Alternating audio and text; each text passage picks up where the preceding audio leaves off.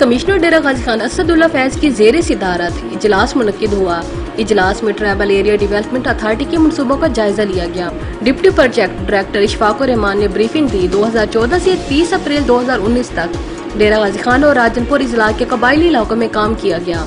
94 kilometre तवील 13 सड़कें मुकम्मल की गई, जिन पर 1 अरब 13 करोड़ 88 लाख रुपए से ज्यादा रकम खर्च हुई।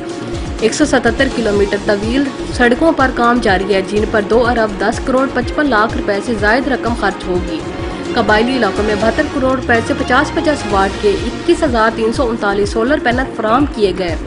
4.5 करोड़ रुपए से मालियत ट्यूबवेल, कुएं, ट्रैक समेत 577 में से 407 मनसूबे मुकम्मल किए गए। 197 खवातीन समेत 1000 मर्द कबाइल को फनी तरबियत दी गई।